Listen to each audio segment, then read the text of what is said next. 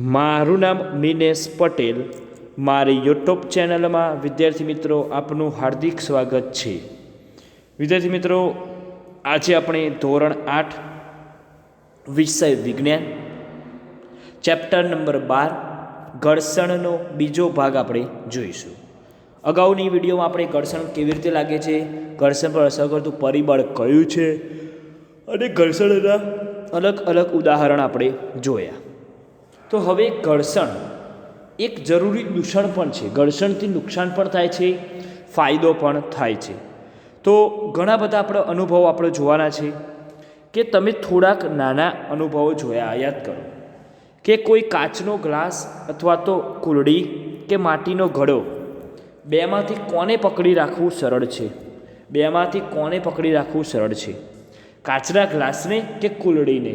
જો કાચના ગ્લાસ હોય તો કોઈ પણ કાચની વસ્તુ હોય તો બહારની સપાટી કઈ હોય? થોડી ઘાટી હોય. ઘાટી એટલે કે આમ લીસી હોય નહીં. તો ધારો કે કાચના ગ્લાસની બહારની જે દિવાલ છે ને કેવી હોય? ચીકણી હોય છે, અથવા તો તેના પર રાંધવાના તેલનું સ્તર લાગેલું હોય છે. શું લાગેલું હોય છે? તેના પર રાંધવાના તેલનું સ્તર લાગેલું હોય છે. હવે તેને પકડવું સરળ બનશે. શું સરળ બનશે? જો ઘર્ષણ ન હોય તો કાચના ગ્લાસને પકડી રાખવું શક્ય બને? ઘર્ષણ ના હોય તો કાચના ગ્લાસને પકડી રાખવું સરળ બે રીતે બનશે. એક સરકતી રીતે અને ખરબચડી રીતે.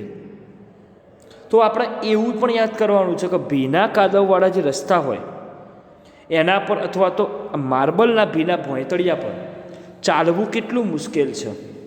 યસ, કોઈ કાદવવાળો વિસ્તાર હોય તો આપણે લપસી પણ જઈએ છીએ, આપણો પગ તેની અંદર ફસાઈ પણ જાય છે. તો શું કોઈ જ ઘર્ષણ ન હોય તો ચાલી શકવાની તમે કલ્પના કરી શકો? કોઈ જ ઘર્ષણ ન હોય તો તમે ચાલી શકવાની કલ્પના કરી શકો છો? જો ઘર્ષણ ન હોય તો પેન કે પેન્સિલથી આપણે લખી શકતા નથી. કેમ? આપણે પેન વડે લખવું હોય, પેન્સિલ વડે લખવું હોય તો પેન્સિલની અણી અને જે સપાટી હોય એની અણી વચ્ચે ઘર્ષણ બળ લાગે, અને ઘર્ષણ બળ લાગે જો લીસું હોય તો તમે ઇઝી રીતે તમે લખી શકો છો. ખરબચડું હોય તો તમને લખવામાં અગવડતા પડે. તો આપણા શિક્ષક એ બ્લેકબોર્ડ પર ચોકથી લખે છે ત્યારે તેની રેપ સપાટી એ ચોકના થોડાક કણોને શું કરે છે? તેની પર બારીક પાવડર તરીકે નાખે છે. યસ, તો આ રીતે ઘર્ષણને કારણે દિવાલમાં ખીલી ઠોકી શકાય છે. યસ, આ રીતે ઘર્ષણની અંદર દિવાલમાં ખીલી ઠોકી શકાય છે. પછી તે શું કરે? ચોકના થોડા કણોને તે ઉતારી પણ દે છે. એટલે કે ચોકના થોડા કણો એ બ્લેકબોર્ડ પર લાગી જાય છે. એટલે કે ચોક અને બ્લેકબોર્ડ વચ્ચેની સપાટી વચ્ચે જે લખાતું લખાણ છે એ આપણું ઘર્ષણ બળ કહેવાય. જો કોઈ જ ઘર્ષણ ન હોય તો કોઈ વસ્તુ ગતિ કરી દે તો એ ક્યારેય રોકાશે નહીં. કોઈ જ ઘર્ષણ ન હોય અને કોઈ વસ્તુ જો ગતિ શરૂ કરી દે તો ક્યારેય ના રોકાય. હા, ઘર્ષણ જો ના હોય એટલે કે શું? લીસી સપાટી હોય તો ઘર્ષણ લાગતું નથી. લાગે છે પણ થોડું લાગે છે. જો બિલકુલ ઘર્ષણ ના લાગે તો તેને રોકવું પણ મુશ્કેલ થઈ જાય છે. એટલે કે તેની ગતિ શરૂ કરી દે તો તેને આપણે રોકી શકતા નથી. જો રસ્તા અને વાહનોના ટાયરોની વચ્ચે ઘર્ષણ ન હોય તો તે વાહનોની ના તો ગતિ શરૂ થઈ શકે અથવા ના તો તેમને રોકી શકાય, અથવા ના તો ગતિની દિશામાં ફેરફાર કરી શકાય. યસ, એમને આપણે રોકી નહીં શકતા અથવા ગતિની દિશામાં ફેરફાર પણ થઈ શકતો નથી. યસ, તો દિવાલની અંદર ખીલી ન ઠોકી શકાય કે ટાઈમાં ગાંઠ ન બાંધી શકાય. ઘર્ષણ હોય તો જ તમે બાંધી શકો છો, નહીં તો બાંધી શકતા નથી. હવે ઘર્ષણ વગર કોઈ ઇમારત પણ ના બાંધી. ટૂંકમાં ઘર્ષણ એ બધી જગ્યાએ હાજર જ હોય છે એવું કહી શકાય. ઘર્ષણ વગર કશું શક્ય નથી. તો લખ્યું છે કે ઘર્ષણને કારણે બૂટ ચંપલના તળિયા કેવા થાય છે? તો કે ઘસાઈ જાય છે. હવે આનાથી ઊંધું ઘર્ષણ હાનિકારક પણ છે, એટલે કે ઘર્ષણ નુકસાનકારક પણ હોય છે. તો જોઈએ કેવી રીતે નુકસાનકારક હોય છે. તો કે ઘર્ષણને કારણે વસ્તુઓ ઘસાઈ જાય છે. ઘર્ષણને કારણે વસ્તુ શું થાય? ઘસાય. અને વસ્તુ ઘસાય એટલે એની આવડતા ઓછો થાય. પછી ભલે તે સ્ક્રૂ હોય, બોલ બેરિંગ હોય કે બૂટ ચંપલના તળિયા હોય. યસ. પછી રેલવે સ્ટેશન પર ચાલવાના ઓવરબ્રિજ પર ઘસાયેલા પગથિયા તમે જોયા હશે. રેલવે સ્ટેશન પર જે ચાલવાના ઓવરબ્રિજ છે એ ઓવરબ્રિજ પર ઘસાયેલા આપણે પગથિયા આપણે જોયા હશે. તો ઘર્ષણથી ઉષ્મા પણ ઉત્પન્ન થઈ શકે છે. શું થાય છે? ઘર્ષણથી ઉષ્મા પણ ઉત્પન્ન થઈ શકે. થોડી મિનિટો સુધી પોતાની હથેળીઓને જોરશોરથી કાયમી ઘસો તો ઘર્ષણથી ઉષ્મા પેદા થાય. આમ હથેળી હતા શિયાળાની અંદર આમાં જો અવાજ આવે છે હું ઘસું છું એ. યસ. ત્યારે તે ઘસો તો ગાલ ઉપર લગાવો તો તમને ગરમ લાગે, એટલે કે ઘર્ષણથી ઉષ્મા ઉત્પન્ન થઈ શકે. હવે જ્યારે માચીસની દિવાસળીને કોઈ ખરબચડી સપાટી પર ઘસો છો તો તે આગ પકડી લે છે. તો આ રીતે માચીસની દિવાળી પર કોઈ છોકરી એક દિવાળ આગ લગાડી રહી છે, તો માચીસમાં જે કાળા કલરના પટ્ટા હોય છે અને એના પર જો માચીસની દિવાસળી ઘસીએ તો શું થઈ જાય છે? તો જે ખરબચડી સપાટી પર ઘસો તો તે આગ પકડી લે છે. તો મિક્સરને થોડી મિનિટ ચલાવવાને બદલે તેનું જાર પણ કેવું થાય છે? ગરમ થઈ જાય છે. તો આવા ઘણા બધા આપણે ઉદાહરણ આપી શકીએ છીએ કે જેમાં ઘર્ષણ દ્વારા શું થાય છે? ઉષ્મા ઉત્પન્ન થાય છે. યસ. હકીકતમાં આપણે જ્યારે કોઈ ધારો કે જો હથેળીઓ ઘસવાથી ગરમીનો અનુભવ થઈ શકે છે, ઘર્ષણને કારણે માચીસની દિવાસળીને ઘસવાથી આગ ઉત્પન્ન થાય છે. જ્યારે આપણે કોઈ મશીનનો ઉપયોગ કરતા હોઈએ છીએ ત્યારે ઉત્પન્ન થતી જે ઉષ્મા છે, ઉષ્માને કારણે થોડીક ઉર્જા શું થાય છે? વેડફાઈ જાય છે. યસ. તો હવે ઘર્ષણ ઓછું કરવાના ઉપાયો આપણે વિશે ચર્ચા કરીએ કે ઘર્ષણ ઓછું કરવું હોય તો કેવી રીતે કરી શકાય. ઘર્ષણ ઓછું કરવું હોય તો કેવી રીતે કરી શકાય? તો એના માટે તમારે સપાટી થોડીક લીસી બનાવવી પડે. તો ઘર્ષણને ઓછું કરવા માટે એટલે કે ઘર્ષણને વધારવું અને ઘટાડવું હોય તો કેવી રીતે ઘટાડી શકાય છે? તો તમારા બૂટ ચંપલના સોલ ખાંચાવાળા હોય છે, તમને યાદ હોય તો કેમ ખાંચાવાળા હોય છે? કે તમે ઇઝી રીતે તમે ચાલી શકો છો. નહીં તો જો ઘર્ષણ ઓછું જ કરવાનું હોય તો તેના માટે તમારે બૂટ ચંપલના ખાંચા સોલવાળા રાખવા જોઈએ નહીં, એટલે કે ખાંચા રાખવા જોઈએ નહીં. તો બૂટ ચંપલની ભોંયતળિયા સાથે વધારે સારી રીતે પકડ રહે તે માટે આપણે સોલ એ ખાંચાવાળા રાખવામાં આવે છે. ટ્રેક્ટર, કાર, બુલડોઝરના ટાયરો પણ ખાંચાવાળા હોય છે. તો આકૃતિમાં બતાવેલું છે આ રીતે ખાંચાવાળા હોય છે કે જેનાથી રસ્તા સાથે તેમની પકડ વધુ મજબૂત રહે. જો લીસી હોય તો તે સરકી જશે તો ઘર્ષણ ઓછું લાગશે તો એ ઝડપથી ગતિ કરશે અને તેને રોકવું મુશ્કેલ થઈ શકે છે. તો આ તો ઘર્ષણ વધાર્યું કહેવાય.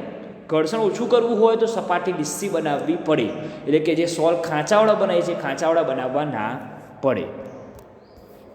તો બૂટ ચંપલના સોલ આપ્યા છે. ઘર્ષણ વધારવા માટે ટાયરની સપાટી ખાંચાવાળી બનાવવામાં આવે છે. હવે વાહન અને જે સાયકલની બ્રેક હોય છે, તમને ઝૂમ લેક્ચરમાં પણ મેં કીધું હતું કે વાહન અને સાયકલોની બ્રેક સિસ્ટમમાં બ્રેક પેડનો ઉપયોગ કરે. બ્રેક પેડ એટલે શું? કે જ્યારે વાહનનું ટાયર હોય, ધારો કે વાહનનું ટાયર છે તો એની આજુબાજુ બે આવા બ્રેક પેડ હોય છે કે જ્યારે તમે બ્રેક મારો છો ત્યારે આ બ્રેક પેડ થોડા એકબીજાની તરફ આકર્ષાય છે, એટલે કે ભેગા થાય છે, એટલે કે બ્રેક લાગે છે. જ્યારે તમે સાયકલ ચલાવો છો ત્યારે બ્રેક પેડ પૈડાને સ્પર્શ નથી કરતા, પરંતુ જ્યારે આપણે ધીમી પાડવાની હોય તો બ્રેક લીવરનો ઉપયોગ દબાવીએ તો બ્રેક લીવરને દબાવીએ એટલે કે ડાયરેક્ટ બ્રેક પેડ તેના પર આકર્ષાય છે. યસ. કે બ્રેક લીવરને દબાવો છો ત્યારે આ પેડ ઘર્ષણને કારણે એ પૈડાની ગતિને રોકી દે છે અને પૈડું શું કરે છે? ગતિ કરવાનું બંધ કરી દે છે. હવે કબડ્ડીના ખેલાડીઓ પોતાના હાથ પર શું કરે છે? માટી ઘસે છે અને પોતાના વિરોધીને વધારે સારી રીતે પકડી રાખો એટલા માટે તે પોતાના હાથ પર માટી ઘસે. પછી કસરતબાજ છે એ પોતાના હાથ પર કોઈ બળછટ પદાર્થ લગાવી દે કે જેથી ઘર્ષણમાં વધારો કરીને સારી રીતે પકડ લગાય. એટલે કે ટૂંકમાં કંઈ પણ ભારે કાર્ય કરવું હોય તો લીસી સપાટીનો ઉપયોગ ના કરાય. ખરબચડી સપાટી કે આપણા હાથ પણ ખરબચડા જેવા હોવા જોઈએ, તો જ તમે વધુ સારી પકડ એને કરી શકો. જો લીસી હશે તો તમારા હાથમાંથી સરકી પણ જશે. હવે ઘર્ષણ ઓછું કરવા શું કરીએ છીએ? ઘર્ષણ વધારે લાગતું હોય તો ઓછું કરવા શું કરીએ છીએ?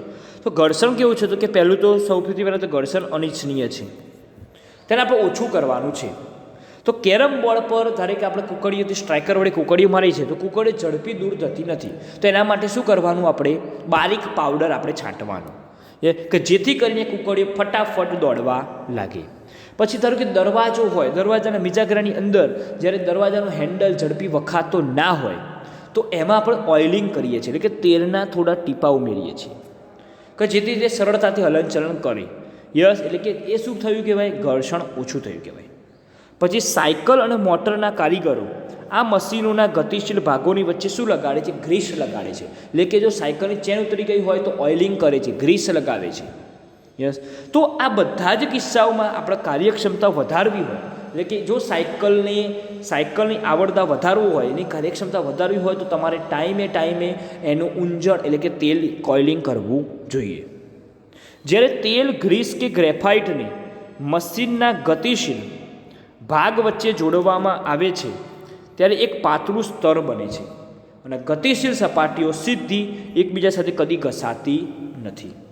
તો આ રીતે અનિયમિતતા એટલે કે ખરબચડાપણાનું એકબીજા સાથેનું જોડાણ મોટા પ્રમાણમાં દૂર થાય. યસ, ઘર્ષણ ઓછું થાય તો ખરબચડુપણું ઓછું થાય, એટલે કે લીસું બને છે. તો આવું જ ઘર્ષણ ઓછું કરતા પદાર્થોને ઊંજણ કહે છે. હવે કોઈ મશીનોમાં આપણે ઊંજણ તરીકે જો તેલનો ઉપયોગ ન કરવાની આપણે સલાહ આપીએ છીએ આપણને, તો ત્યાં ઘર્ષણ ઓછું કરવા માટે ગતિશીલ ભાગો જે હવાના સ્તરનો ઉપયોગ થાય છે. તો જો આ સપાટી હવાની સપાટી છે અને ઊંજણ સપાટી છે, તો એ વખતે હવાનો તમારે ઉપયોગ કરવામાં આવે છે. એટલે કે તમારે કંઈ પણ લીસું બનાવવું હોય તો તમારે ઊંજણની ક્રિયા કરવી પડે. એટલે હવે આના પરથી તમને ખબર પડી કે ખરબચડી સપાટી હોય તો ઘર્ષણ વધારે લાગે છે, લીસી સપાટી હોય તો ઘર્ષણ ઓછું લાગે છે.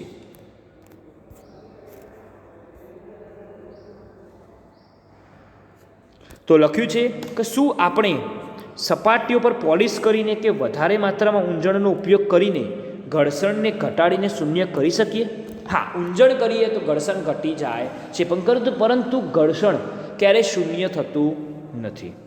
તો લખ્યું છે કે ઘર્ષણ પૂરેપૂરું ક્યારેય દૂર કરી શકાતું નથી. એ પછી કોઈ પણ સપાટી સંપૂર્ણ લીસી હોય જ નહીં, તેમાં થોડી તો અનિયમિતતા હોય, થોડા તો ખાંચા હોય. જો ડામરનો રોડ બને છે તો પહેલાં તમને ક્લીન લાગે, પછી 2-3 દિવસ પછી તો તેમાં ખામી સર્જાય જ, એટલે કે ઘર્ષણ પૂરેપૂરું નાબૂદ થતું નથી એવું આપણે કહી શકાય.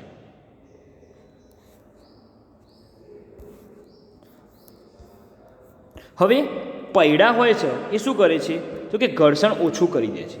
હા, પૈડા હોય છે, ધારો કે સુટકેસ છે અને સપાટી લીસી હોય તો તે શું કરે છે, સુટકેસ અથવા તો અન્ય ભારે સામાન સાથે પૈડા લગાડેલા જોયા હોય. તો નાનું બાળક આસાની રીતે ક્યારે ખેંચી શકે, કે જ્યારે ખરબચડી સપાટી ના હોય ત્યારે, એટલે કે ઘર્ષણ ઓછું લાગતું હોય ત્યારે. તો આ રીતે બતાવેલું છે કે ગબડવાથી ઘર્ષણ શું થાય છે, ઘટે છે. આ ગબડવાનું છે, એના ટાયર પર નથી પણ ગબડીને જશે, એટલે કે ઘર્ષણ ઘટે છે. તો આપણે એવી જ એક પ્રવૃત્તિ છે ઘર્ષણની કે નળાકાર આકારની થોડી પેન્સિલ લેવાની. તો આકૃતિમાં નળાકાર આકારની 3 પેન્સિલ છે, ટેબલ પર એકબીજાને સમાંતર મૂકવાની. આ રીતે 3 પેન્સિલો છે અને ટેબલ પર એને એકબીજાને સમાંતર મૂકવાની છે. તેમના ઉપર કોઈ જાડું પુસ્તક મૂકો. પુસ્તકને આપણે ધક્કો મારીશું તો પુસ્તક સાઈડમાં જતું રહેશે, તો જે 3 પેન્સિલો છે એકબીજાના ઉપર અથડાઈને ગતિ કરવા માંડશે. તો પુસ્તક ગતિમાં આવવાથી બધી જ પેન્સિલ શું થાય છે, ગબડે છે. તો એવો કદી અનુભવ કર્યો છે કે પુસ્તકને સરકાવવા કરતાં આવી રીતે ગતિ કરવાનું સરળ છે? શું તમને લાગે છે કે પુસ્તકની ગતિ દરમિયાન અવરોધ ઓછો થઈ ગયો? શું કે ભારે મશીનોને કારણે નીચેની લાકડાનો નળાકાર રાખીને એક સ્થાનમાં બીજા સ્થાન સુધી લઈ જતા જોયા હોય? તો આ રીતે જ્યારે આપણે ઘર્ષણ બળ લગાવીએ છીએ તો નળાકાર એટલે કે રોલર્સ પર પુસ્તકની ગતિ આ રીતે કરી શકાય છે. તો જ્યારે એક વસ્તુ કોઈ બીજી વસ્તુની સપાટી પર ગબડે છે, એક વસ્તુ જ્યારે બીજી વસ્તુની સપાટી પર ગબડે છે ત્યારે તેની ગતિને અવરોધતા બળને લોટણ ઘર્ષણ કહે છે. કયું ઘર્ષણ કહે છે? લોટણ ઘર્ષણ કહે છે. તો ગબડવાની ક્રિયા શું કરે, તો કે ઘર્ષણ ઘટાડે છે. એ રીતે આ છોકરો સુટકેસને લઈ રહી છે. કોઈ વસ્તુને બીજી વસ્તુ પર સરકાવવા કરતાં ગબડાવવી વધુ સરળ છે, કેમ? કારણ કે પૈડા લગાવેલા સામાન ખેંચવા સગવડ ભર્યા હોય. એટલે કે પૈડાના આવિષ્કારને માનવ જાતિની મહાન શોધોમાં કેમ ગણવામાં આવે? એટલા માટે જ તો લોટણ ઘર્ષણ એ સરકતા ઘર્ષણ કરતાં કેવું હોય? ઓછું હોય છે. સરકતું ઘર્ષણ વધારે લાગે છે. એટલે કે મોટા ભાગના જે મશીનો હોય ને એમાં સ્લાઇડિંગના આપણે બોલ બેરિંગનો ઉપયોગ દ્વારા લોટણમાં શું કરીએ છીએ તેને બદલવામાં આવે છે. પછી છતના પંખાઓ અને સાયકલોમાં ધરી અને કેન્દ્રની વચ્ચે બોલ બેરિંગનો ઉપયોગ એ આના ઉદાહરણ છે કે જે ઘર્ષણ ઓછું કરે અને તે ઝડપી ફરી શકે છે. તો બીજા ઘણા બધા ઉદાહરણ છે કે બોલ બેરિંગ શું કરે છે? તો કે ઘર્ષણ ઘટાડી દે છે. શું કરે છે? બોલ બેરિંગ એ ઘર્ષણ ઘટાડે છે. તો અહીંયા વચ્ચે આપણે ઓઇલિંગ કરવું પડે છે. તો વિદ્યાર્થી મિત્રો, મારી વિડીયો તમને પસંદ આવી હોય તો જરૂર લાઈક, શેર અને સબસ્ક્રાઈબ કરજો. ધન્યવાદ.